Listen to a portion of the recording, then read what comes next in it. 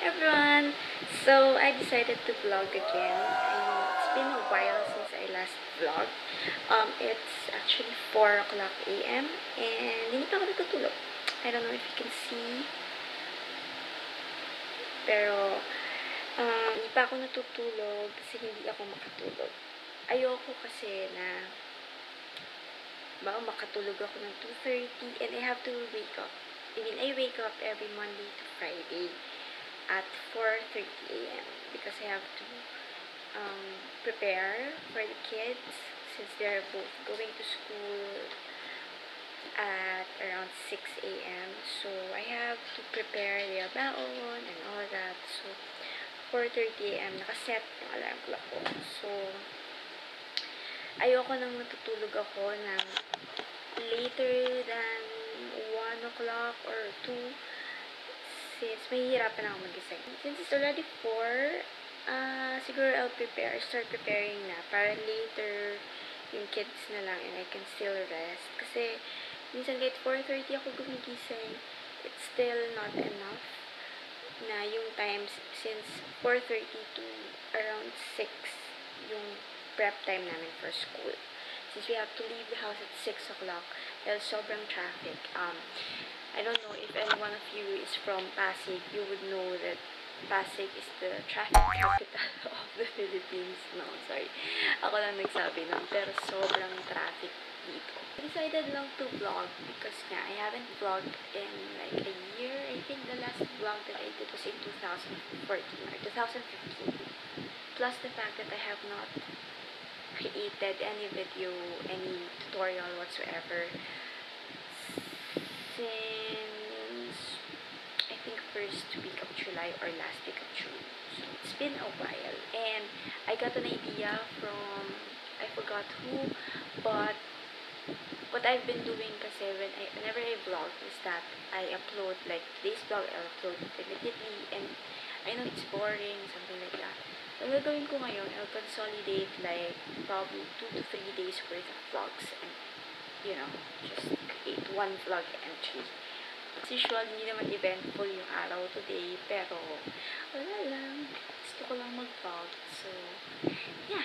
I'm gonna prepare na. I'm gonna start preparing. So, first things first, since hindi pa ako natutulog, magkakape ako.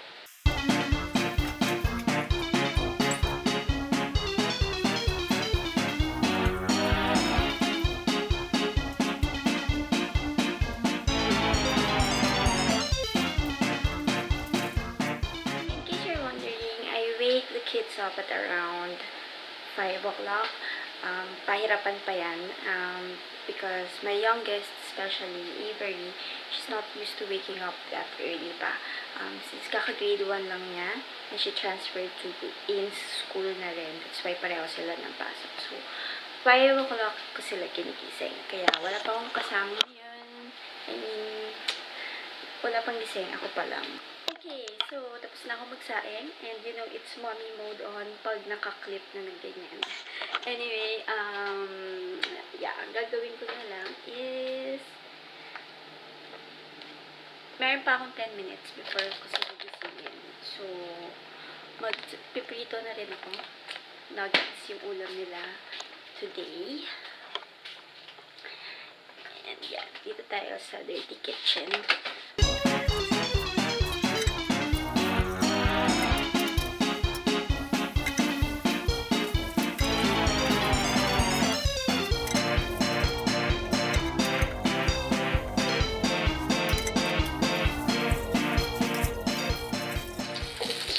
So, ayan, nakasalang na yung nuggets nila. Dati akala ko kailangan pa ito yung nuggets bago i-prito. Pero, sabi dun sa packaging, pwede naman siyang lutuin ng frozen pa. So, nakasalang lang siya dyan. And, hintayin lang ng couple of minutes.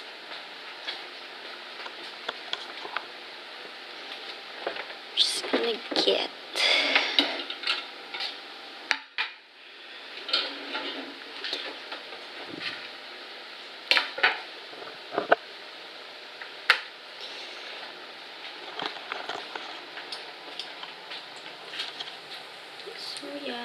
kusina. Madumi talaga to. That's why it's called dirty kitchen. Charot. Hindi. Hindi ko pa nalilinis, but I will clean it probably today. Because tomorrow, my mother-in-law will be here. She's taking a short vacation here because it's Evie's birthday on August 1, and we'll have her 7th birthday party on Sunday, July 31. Speaking of birthday, so I have this, and kaka-YouTube ko lang nung isang araw, kung paano gawin tong mga paper poems, and I'm planning to make at least 5 sets of this. Ito medyo fail siya because hindi ko kinot yung dulo, yung edge, so hindi siya ganun kagandang tingnan. Pero, yun. I'm planning to do more of those different colors, siguro. Pero kasi yellow yung favorite color niya, kaya inuna ko yun. So, anyway, balikan ko lang yung piniprito ko. Okay, so I have a problem. Wala na pala silang milk. Wala na rin naman yung, namin, pantry. But I believe I still have a Swiss biscuit. Isa na nga lang. So, maghahati na lang sila dito. Timpla ko siya sa isang mug. And then, hahatiin ko later. Kasi I always prepare milk for them in the morning. Pero since ubos na, I still have to buy them later. So, ito na lang muna. They also like this naman. So,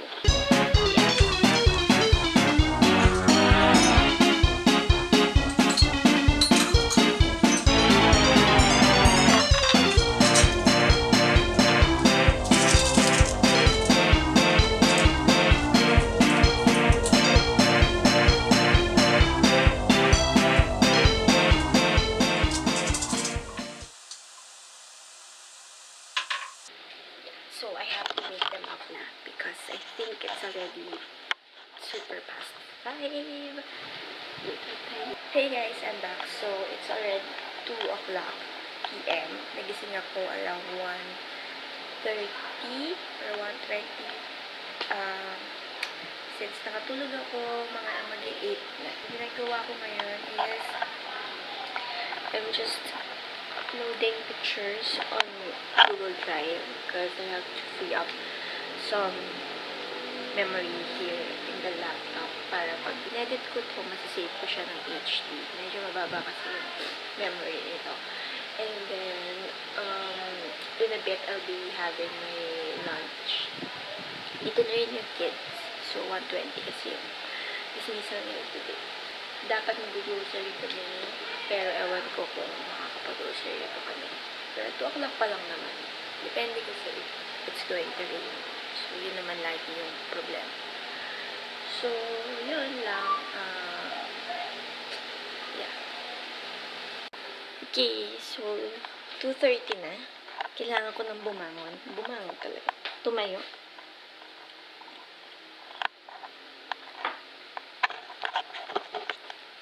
And, ito yung ulam ko. This is sisig from Monterey. So, leftover lang from last night.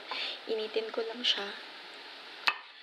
Dahil, ayoko magluto.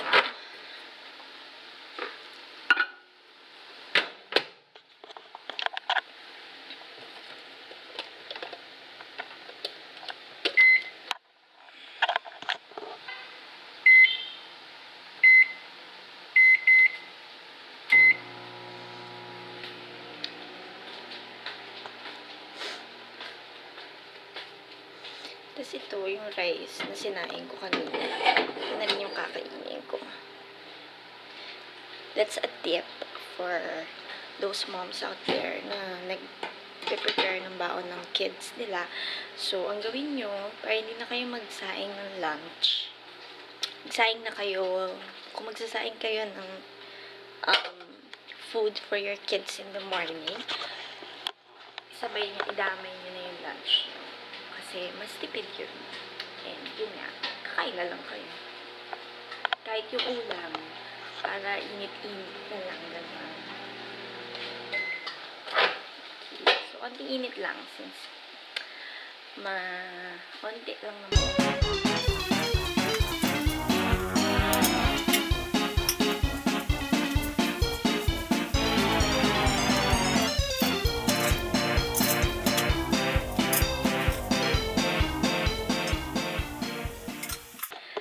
Okay, so tapos na ako kumain. Sobrang bilis kumain. Siguro mawala pa 10 minutes yun. Anyway, maghuhugas ako ng pinggan. Napaka-exciting. Yan kasi yung mga pinagkainan namin last night. Tsaka yung pinagkainan ko ngayon. Hindi kasi ako lagi naghuhugas. Naghuhugas ako tuloy ng hali. Minsan gabi or before ako magluto sa gabi. Kasi wala lang.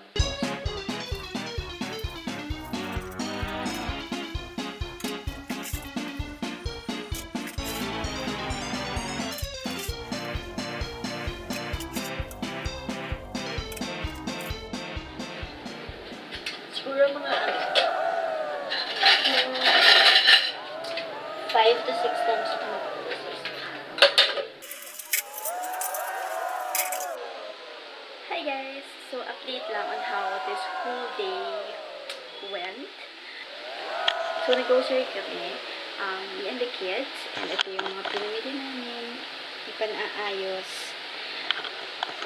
And nagpunta rin kami sa National Bookstore because I have to buy more Japanese paper. Kasi nga, I'm gonna do more of this paper poems for Edie's birthday. Bumili na rin ako ng mga kartolina, etc. Ang theme kasi niya, by the way, is Lego Crates. Hi, still part 2 of mine.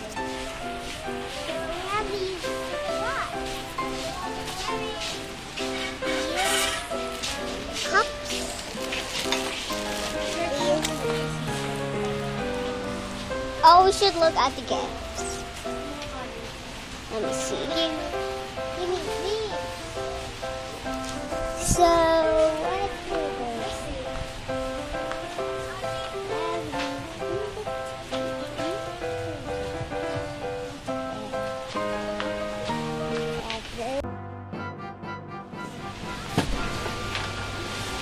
Yeah. Please.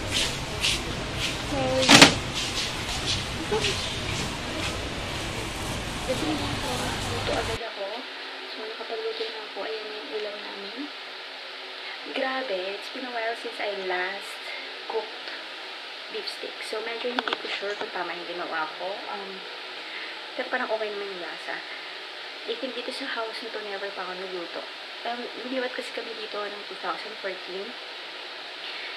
So, hindi ko matandaan if nakapagluto na ako dito na. So, ibig sabihin ko hindi pa. It's been a while since I did. So, for now, tulog pa yung kids. Pero, gisingin ko sila in a bit. Pero makakain sila para tuloy-tuloy na yung tulog nila until tomorrow. Tapos, ayusin ko lang kung mga pinamili ko. I think I'm gonna end today's vlog here and vlog again tomorrow or later in the morning. So, yun. Okay. Bye!